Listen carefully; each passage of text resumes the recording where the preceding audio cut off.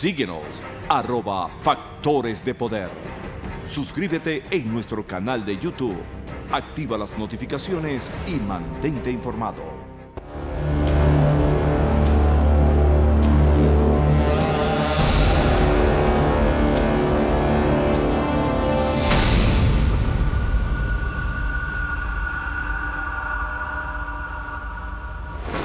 Regresamos con este programa especial de Agárrate y he estado todo el día con Iván Ballesteros, a quien le agradezco haberme apoyado en este día de hoy. Ha sido un maratón. Este es el 10º segmento que estamos haciendo y nos acompaña la internacionalista Vilma Petrach. Ustedes la conocen, sus análisis son impecables. Tiene su programa aquí en Factores de Poder, Factor Global.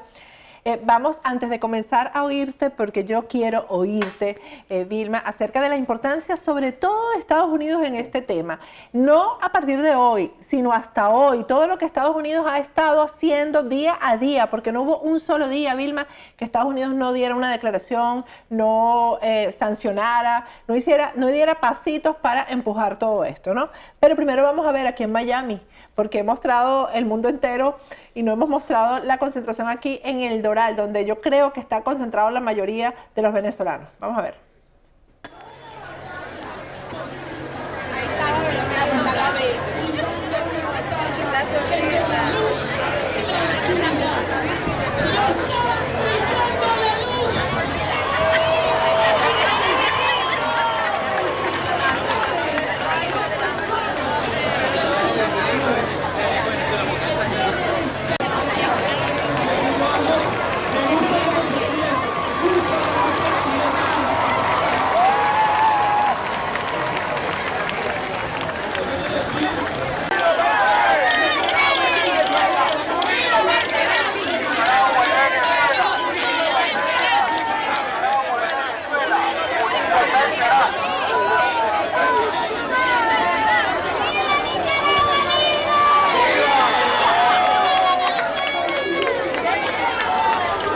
Downtown Doral.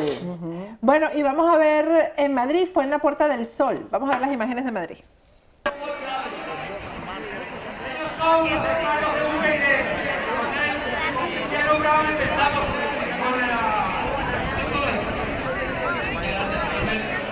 Es emocionante ver hoy la Puerta del Sol repleta de gente que lucha por la libertad de un pueblo. Es emocionante después de tantas veces que nos hemos reunido en la Plaza de España, en la Puerta del Sol. Y todavía saber que ese sueño de ver a Venezuela libre está cada vez más cerca. La verdad, Impresionante, ¿no?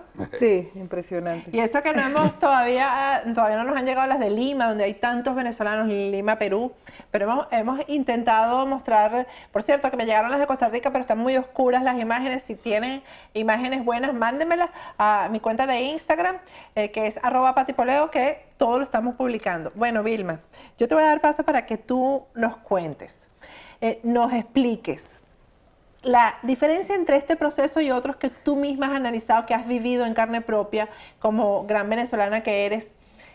La diferencia de esto, porque, bueno, yo creo que es la participación de la comunidad internacional, sí. Pero yo quiero que ustedes avalen mucho este análisis de Vilma, porque Vilma es anti-Trump. Sí. Absolutamente. Bueno, pero sus no, análisis, no visceralmente, sino sí, que sus análisis siempre han sido tan profundos que, bueno, ella ha estado en contra de las políticas de Trump, etcétera, de las estrategias. Por eso es que este análisis que ustedes van a escuchar de Vilma Petrach es tan importante. Bueno, lo primero que quería explicar, una cosa es ser anti-Trump. En realidad no me gusta el estilo de liderazgo del presidente Trump. Creo que le está haciendo daño a la democracia estadounidense, pero yo quiero reconocer, y siempre lo hice contigo, Sí. que la política exterior con respecto a Venezuela había tenido un alto nivel de coherencia. Como nunca Desde antes. el principio, exactamente, diría que fue incluso mucho más enérgica de lo que fue la presidencia del presidente Obama, al cual, por cierto, también critiqué muy duro en su política exterior muchas veces, y no solamente con el tema de Venezuela, sino a nivel internacional. Lo que quiero decir es que lo crítico, lo cortés no quita lo valiente. Sin duda ha sido una política mucho más consistente. Le tenemos que agradecer yo diría de una manera muy especial a la hasta ahora embajadora, bueno, fue hasta hace poco Nikki Haley, Sí, que realmente que hizo un respaldó, papel. como yo diría, pocas veces se vio a un embajador tan involucrado con una causa tan humana, tan humanitaria y tan desgarradora como el proceso de desintegración y de destrucción. Yo lo he llamado el nacionicidio, porque no hay otro nombre, Iván, para describir lo que nos ha ocurrido. Es mucho más grande que simplemente, y no simplemente porque la palabra genocidio es muy cargada, pero decir el asesinato de una nación, que es lo que ha venido ocurriendo, pues yo creo que Estados Unidos ha sido más consistente que ningún otro país con respecto a qué hacer con la situación venezolana. Hemos tenido además, y es importante decirlo, el respaldo impresionante, permanente, consistente también del senador Marco Rubio. El actual senador Scott como gobernador también nos apoyó profundamente de una manera muy consistente, incluso una de las primeras personas que hace un tuit precisamente avalando lo que está ocurriendo en este día histórico, como tú bien lo apuntabas, que creo que pocos países del mundo han vivido tanto dolor y al mismo tiempo tantos acontecimientos inéditos, porque esto que ha ocurrido con Venezuela es inédito. ¿Qué pasa? Yo creo que el reconocimiento que le da a Guaidó, que es por cierto, no me gusta cuando la prensa en general habla del autojuramentado. No, no, señor.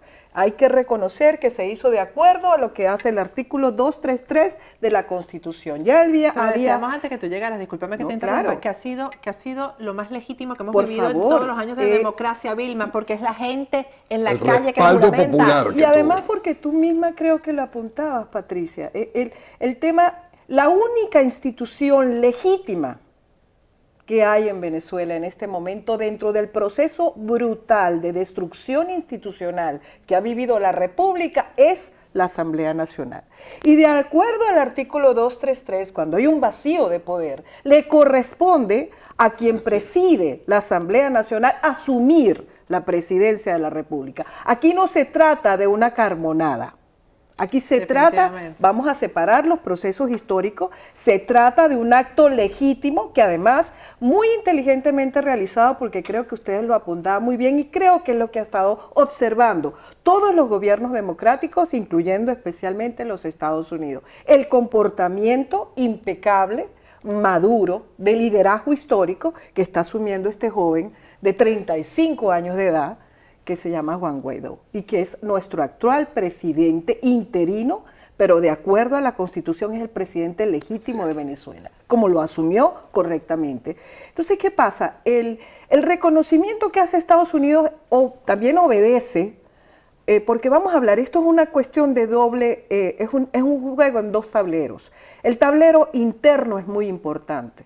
Y el comportamiento, hay un momento en que creo que la comunidad internacional empezó a dudar que la oposición tuviera el criterio histórico para poder dar este paso histórico que estamos viendo el día de hoy. Claro, muchísimos. Y porque supuesto tenemos mucho, también acuérdate cómo actúan los regímenes totalitarios, lo que yo he llamado es la caquistocracia comunista venezolana. ¿Cómo actúan? Bueno, penetrando, evidentemente, infiltrando y destruyendo la unidad que se había construido con mucho esfuerzo. Tanto porque es así, sí la Vilma. logramos. Claro, pero una presión de parte del pueblo también. Discúlpame que te interrumpa. Sí. Que, bueno, en este momento está Diosdado Cabello en su programa Con el Mazo Dando y está insinuando, lo está diciendo directamente que él ayer se reunió con Guaidó. Que es precisamente aplicando lo que tú estás diciendo, tratar de sembrar la intriga, ¿no? Que Guaidó hizo unos acuerdos con él y entonces hoy rompió los acuerdos y entonces Diosdado Cabello le dijo, ya sabes que rompiste el acuerdo con nosotros, algo así dijo Diosdado, ¿no? Entonces dijo, no, es que él dice que Guaidó le dijo, no, es que me presionaron para que me juramentara. Imagínense este tipo tan ecuánime, Juan Guaidó diciendo eso, ¿no? Tan ecuánime, que ha sido tan frío, tan preciso en todo lo que ha hecho, ¿no? Ha sido un liderazgo con mucha racionalidad, Patricia. Exactamente. Muy bien pero sostenido. fíjate que están tratando de intrigar, de causar división, de sembrar la intriga. Claro, porque ¿qué es lo que hacen estos gobiernos comunistas? Lo primero que hacen es instalar la desesperanza. Se vuelve una suerte de desesperanza estructural en la población que quita la capacidad de que ese pueblo pueda activar su potencia social para generar el cambio necesario. Evidentemente pareciera que en un momento dado esa desesperanza se estaba instalando de una manera profunda en la población al ver que se hizo todo lo que se ha tenido que hacer y más, porque yo creo que ningún pueblo del mundo ha luchado tan profundamente por su libertad y su restauración democrática como Venezuela, pero evidentemente nos estaba fallando el liderazgo. Por eso digo que esto fue un oxígeno a una potencia social que necesitaba ese empujón, y eso es lo que ha visto también la comunidad internacional. Mira, yo voy a ser en este sentido muy generosa con una persona que yo admiro mucho, que es el padre Ugalde, porque él hablaba de esa oxigenación necesaria. Guaidó fue no solamente internamente, sino internacionalmente, ese empujón que necesitaba la potencia social de Venezuela, de la Venezuela democrática que quiere recuperar su libertad, y de ese liderazgo que a lo mejor, porque estaba, digamos, detrás de los que estaban siempre dando la cara, que ya sabíamos que estaban no solamente desgastados, sino muchos de ellos infiltrados. Eso ya no lo estamos viendo una cara fresca, que la gente se identifica mucho más con él, porque es parte de esos jóvenes que crecieron, de hecho crecieron en el totalitarismo castrochavista, claro. Ellos no crecieron en otro proceso, y que al mismo tiempo tienen una voluntad, no solamente de lucha, de sacrificio, sino y también, yo diría, la paciencia y al mismo tiempo la potencia para generar ese cambio. No sé cómo explicarte, Patricia. Eso es lo que está viendo la comunidad internacional. Un liderazgo maduro, joven, porque no es casual que, por cierto, en Colombia haya también un líder joven, que están como una nueva generación de liderazgo oxigenando el proceso democrático de la región y al mismo tiempo dando la pauta de lo que puede pasar con la Venezuela reconstruible, porque ellos necesitaban creer a quién vamos a respaldar. Claro. Entonces creo que el paso que da el gobierno de Estados Unidos, y fíjate que inmediatamente se dan los otros reconocimientos. Sí, pues es como efecto dominó. Claro, un efecto dominó. Pero fíjate una cosa, ajá, Vilma, yo creo que ahí influyó también la presión popular que hubo, porque el pueblo no dejó engañarse más por ese liderazgo negociador que había, y por si fuera poco, dentro del oficialismo hubo una disidencia que se hizo sentir de llegar al extremo de reunirse con Guaidó. Mira, fíjate tú que es interesante lo que tú estás diciendo. Esa información la tiene fresquita, sí, Iván. Y es muy buena la que nos tiene, porque nos refresca también, digamos, las perspectivas del problema. El quiebre viene de adentro. Mira, yo recuerdo que una vez entrevisté a una persona que yo quiero mucho, unas personas lo critican porque es demasiado apasionado según algunos, pero él tiene una visión muy clara, que es nuestro amigo Franceschi, y él hablaba del quiebre militar, que ese momento se iba a producir, porque habían dos alternativas, o la desintegración definitiva y profunda de la nación, y por supuesto lo que eso implicaría en términos de la geopolítica regional, o que la institución militar se quebrara y empezar el proceso de acompañamiento ya mucho más sólido a esta demanda popular, porque también acordémonos que el hambre no es solamente un hambre de comida, es hambre de libertad que tiene el venezolano, pero además de comida, de medicinas, y además la gente está muriendo de hambre y de exilio. Nosotros todos somos víctimas de un proceso de destrucción institucional que no se había visto en ninguna nación. Los militares lo saben, Iván. Los militares están conscientes, y en el momento actual, y yo creo que eso también lo debe estar monitoreando la comunidad internacional, ellos están viendo, y por cierto, no dudo que haya incluso una intervención más contundente, porque ahora sí está claro que hay un gobierno al cual hay que acompañar. Y apoyar. Pero también se está, y lo que ha venido pasando durante estos días, sí. Tú hablabas del caso de Cotiza, las otras, digamos, elementos que ya notan, además, muchos hablan de que ha habido en importantes sectores medios y bajos deserciones masivas de militares. O sea, lo que estamos viendo es un quiebre de la institución militar, y lo que queda con cierta capacidad de limpieza, porque los que quedan, que se quieren quedar, es porque son narcotraficantes y son parte de este régimen criminal. Pero los que quieren salvar la institución y que les queda un dejo importante de dignidad por la República, van a tener y están asumiendo seguramente en este momento su papel. Están asumiéndolo a lo mejor a muchos niveles y nosotros no lo sabemos. Yo no quiero hipotetizar, hacer adelantos, este es un proceso que se está dando en tiempo real, lo cual quiere decir que tenemos que mantener la firmeza de movimiento, porque como repito, para que continúe este apoyo contundente de la comunidad internacional, nosotros tenemos que hacer internamente lo que estamos haciendo. Vilma, pero yo pienso que dentro del oficialismo le pasó como le pasó a los partidos de la oposición. Perdieron la calle. El pueblo les maduró y no se dieron cuenta. Y cuando yo veo la posición, por lo que tú empezaste, de Donald Trump, yo veo que Donald Trump también se dio cuenta cómo crecía por un lado la ideología, la filosofía comunista, pero por otro se caía. Se cayó en Brasil, se cayó en Colombia, se cayó en Ecuador, claro, surgió en México y en países muy pequeños, pero que en Venezuela, que es la entrada de América del Sur, un país petrolero importante, y un país que vivió todo el tiempo en democracia, podía irradiarse esa filosofía. Y cuando ganan en México, que lo tiene al lado Estados Unidos, y entonces podrían cercarlo. Este señor, con su política que a ti no te gusta, pero yo lo veo como un nacionalista que está defendiendo su país, su democracia a ultranza la está defendiendo. Digo, no, yo no puedo permitir esto. Bueno, y por eso se abocó tanto en Venezuela. Ahí creo que actúa, los que lo están criticando no es Vilma Petraz, es Dan Coats y personas que incluso están dentro del gobierno que piensan que, por ejemplo, lo que está pasando a nivel internacional, como por ejemplo la OTAN, la alianza de los países digamos, del orden liberal internacional que Estados Unidos ha liderado, que se ha debilitado, y acaba de salir un informe de inteligencia diciendo que efectivamente lo que están capitalizando eso son China y Rusia. Eso acaba de salir. Lo que quiero decir es que esa realidad existe, pero hay una realidad hemisférica. Eso es lo que quiere que le garanticen su dinero. La realidad hemisférica es que Venezuela es un país que se les puede convertir, y de hecho ya se ha convertido en el problema más desestabilizador de la región.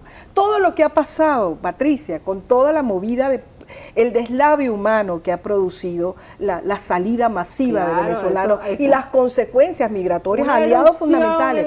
Por supuesto, esto ha generado una problemática nunca vista en el hemisferio, y países con vocación histórica de ejercicio de poder en la región, en el balance de fuerzas que ha significado, estamos hablando no solamente de Estados Unidos, fíjate Canadá ha tenido una posición también muy consistente con Venezuela. El caso Colombia, por razones obvias, no solamente somos vecino interior, y es el país que más está recibiendo los golpes del proceso desintegrador que se vive en Venezuela. Y la infiltración que tiene, porque él está metiendo billetes también. Y acaba de ocurrir un ataque terrorista y se sabe que el individuo estaba entrenando gente en Venezuela, y que acaba de producir el canciller de la FARC, estuvo hace poco, por cierto, en Venezuela reuniéndose también con Iván Márquez, que vive en Venezuela. O sea, hay cosas que están ocurriendo, Patricia, y Colombia lo sabe. Y Estados Unidos, que está mirando la región, no solamente desde la perspectiva del Ejecutivo. Acuérdate que el gobierno de Estados Unidos está conformado de una serie de agencias de seguridad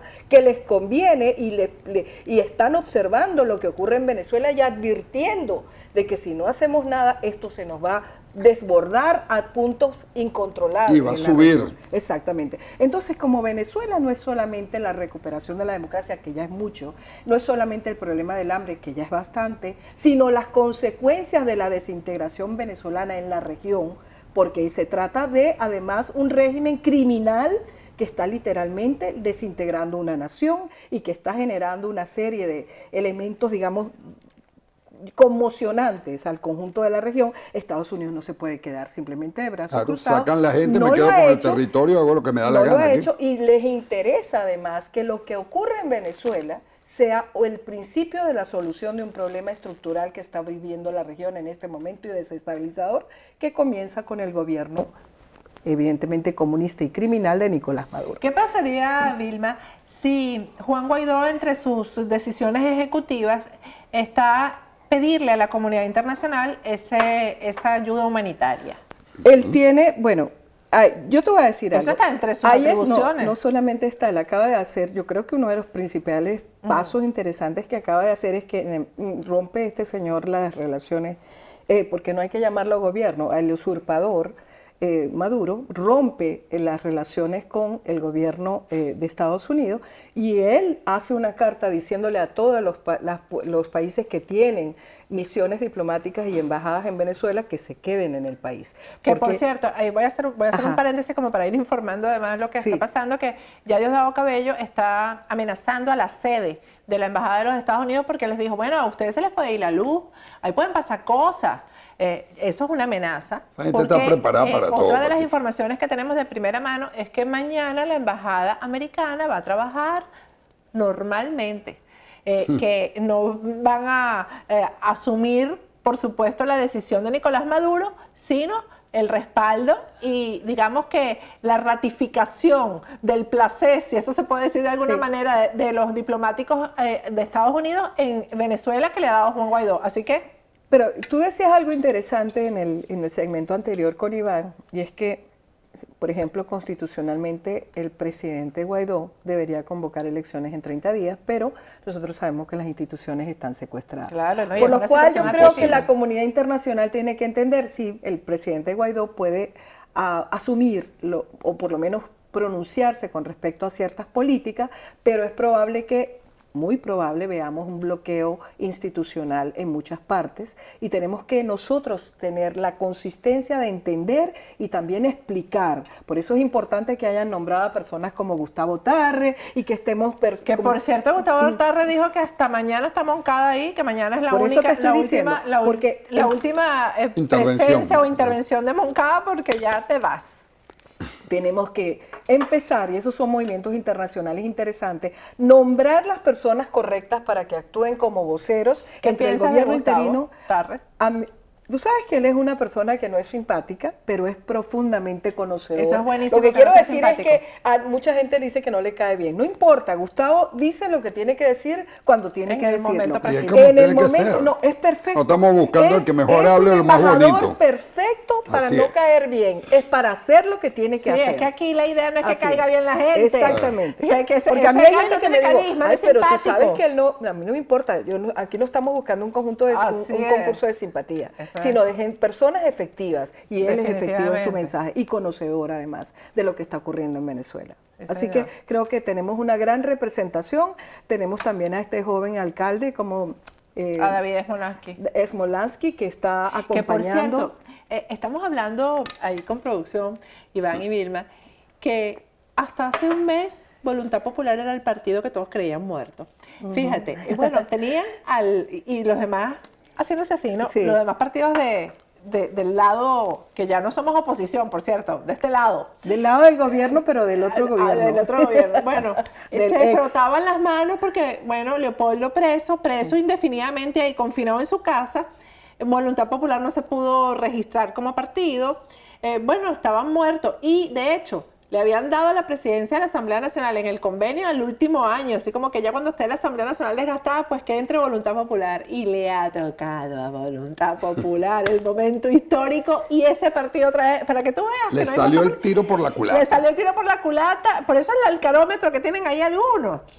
Y vuelve Voluntad Popular a ser, bueno, imagínate cómo se fortalece Voluntad Popular en este momento como partido. Con un nivel de referencia muy importante, por eso es importante porque Smolansky pertenece a ese partido Voluntad Popular. Y ha sido yo diría, un consejero, podríamos llamarlo en esos términos, una persona muy cercana al secretario Almagro, lo ha acompañado y le ha dado un papel muy importante con respecto a la diáspora, que ha sido muy importante el papel que ha venido jugando, y creo que además tener ese tipo de personajes acá, acompañando a estos grandes personajes que nos han acompañado, porque yo creo que nosotros al final de este proceso, Iván, vamos a hacer una estatua especial para el secretario Almagro, sí. un homenaje, no digo estatua, yo no sé qué le va a un hijo ilustre de Venezuela. Bueno, yo una creo que casita de retiro de lo que sea. en Margarita. No sé. Que vaya y se retire en nuestras playas venezolanas. Que disfrute de su vejez cuando le toque ser viejo en Venezuela. Una gran consistencia que ha tenido y fue uno de los primeros que obviamente en algún momento se pensó cómo van a quitar, por ejemplo, el gobierno venezolano aunque sea írrito, aunque sea usurpador de la OEA, que no lo pueden hacer. Pero si otros gobiernos de la región y ya existe un embajador y ya existe un gobierno interino, ya se puede efectivamente sacar al régimen írrito de Maduro de la OEA y dejar que la Venezuela a menos que Moncada se vaya a anclar a la silla. Bueno, no me extraña que se encadene ahí. Además, ya no tiene inmunidad, ya no tiene inmunidad, ¿no? O sea, que lo pueden detener en caso de que se ponga rebelde. Empezando por recibí, tú sabes que yo fui egresada egresada no, fue profesora de la Simón Bolívar, pero tengo muchos amigos del grupo de egresados de la Simón y ellos hicieron recientemente un comunicado y me lo enviaron, y una de las cosas que decían precisamente es que ellos tienen que acompañar ese proceso como todos los que están en el proceso de acompañar a esa nueva institucionalidad del gobierno interino de Guaidó, porque este gobierno primero se hace con elecciones convocadas por un organismo írrito, eso también lo reconoce la comunidad internacional con la Asamblea Nacional Comunista, la constituyente. Ese proceso lo hacen, no participa, prácticamente lo hace solamente ellos participando, y luego se juramenta ante un Tribunal Supremo, también ilegítimo, cuyos jueces fueron nombrados ilegítimamente y no en el cuerpo correspondiente, que era la Asamblea Nacional. Entonces, todo es completamente todo yo creo que esa juramentación, que obviamente la viste, fue premonitoria del desastre, con aquel tartamudeo de aquel hombre malandro, Michael Moreno. Se le olvidó lo que tenía que decir. Se le olvidó, estaba todo nervioso, él sabe que tiene las esposas puestas en cualquier momento. Vilma, yo esto así como gráficamente lo veo como Estados Unidos llevando de la mano a Guaidó, ¿sabes? Sí, lo creo. ¿Tú crees que lo suelten en algún momento, que le suelten la mano a Guaidó, que lo deje solo? Quiero decir. Lo voy a decir en unos términos un poco distintos al tuyo. Creo que Guaidó está dando las indicaciones que es la persona correcta para que Estados Unidos lo acompañe. Lo acompaña. Más que llevarlo de la mano, lo está acompañando. Porque nosotros siempre dijimos que la comunidad internacional era fundamental en este proceso, pero la comunidad internacional siempre nos dijo, pero ustedes tienen que hacer de su parte internamente, y es lo que está ocurriendo. ¿Cómo costó? ¿Cómo costó? Pero mira, lo que tú decías, y también el momento de oportunidad que se presentó, cuando esos líderes que estaban rezagados, porque estaban, digamos, estos colaboracionistas en frente, digamos, oscureciendo el panorama de estos verdaderos liderazgos, que siempre sabíamos que estaban ahí. Claro. Porque todo va a surgir el líder. Eso va a pasar, no porque era un wishful thinking, sino que en todas estas situaciones de quiebres históricos, surgen líderes que son los que producen o generan, es lo que llaman el triggering event, el evento disparador. Bueno, esto fue lo que fue Guaidó, y con su firmeza y serenidad al mismo tiempo, con su madurez y juventud al mismo tiempo, con su manera de hablar y al mismo tiempo su fuerza, nos está dando un líder histórico, que era lo que necesitábamos. Un líder que yo veo que también se ha asesorado, ha buscado gente seria y ha desechado toda esa podredumbre que había ahí. Y por eso nombrar a Gustavo Tarre yo creo que es parte de eso. Claro, eso fue un movimiento, claro. Fíjate, ahorita estaba hablando con mi hermano que me decía que mi mamá, que siempre ha estado tan activa en la política, en todo, que el 23 de enero del 58 estuvo en la calle, etcétera, decía, ay, pero yo a ese muchacho no lo conozco, ¿quién es ese muchacho? Y eso ha sido la clave, que ha sido alguien que no ha querido protagonismo, que no ha estado sacando la cabeza, que no ha buscado cargos. Y que no tiene mancha, Patricia, no hay por dónde mancharlo, aunque quiera Diosdado hacer la estupidez que se las han buscado. Y que sacó un nuevo liderazgo. Sacó un nuevo liderazgo, pero además ha sido un gran operador. Yo siempre, y no me canso de contar, él fue fundamental para la salida de Luis Florido del Partido Voluntad Popular, que Luis Florido fue el que manchó Voluntad Popular. Totalmente. Ese fue el que bajaron de la tarima. El que lo llenó de pecas, el que lo llenó de pecas, el que lo llenó de manchas, el que lo llenó de sucio, el que intentó negociar en República Dominicana a espaldas del país y a espaldas de la libertad. Ese fue Luis Florido, y quien logró dentro el proceso interno en Voluntad Popular para que saliera Luis Florido de ahí fue Juan Guaidó, sin decirlo, sin sacar, sin declarar, lo que está sin diciendo. nada de Mira, los grandes líderes históricos se caracterizan no tanto por querer figurar, no es por estar en la tarima montado, sino por hacer los movimientos estratégicos en los momentos correctos. Betancur era así. Cuando le tocó limpiar el Partido de Acción Democrática, lo hizo. Le costó incluso hacer divisiones en su momento, inclusive antes de la fundación de Acción Democrática con el PRN también hizo estos procesos de limpieza. Hay que hacer esos procesos de limpieza. Y tomaba la decisión lógica y oportuna. El que se va, se va. Esos son los líderes históricos. Yo siempre dije, tienen que irse unos y otros para que renazca una nueva Venezuela. Y eso es lo que está pasando aquí. Eso, por cierto, que hoy la gente estaba enardecida porque hubo una fotico ahí de Manuel Rosales al lado de Juan Guaidó y la gente se molestó inmediatamente. Bueno, se pegó ahí porque no hayan cómo pegarse de esto, pero él sabe, sin agresión y sin insultadera ni nada, sabe apartarse e ir avanzando. Gracias, Vilma. No, por favor, gracias por invitarme. Gracias por acompañarme. Gracias por estar en este momento histórico aquí, que es donde debo estar. Gracias, gracias. Bueno, vamos a un corte y al regreso seguimos con esta programación de Agárrate.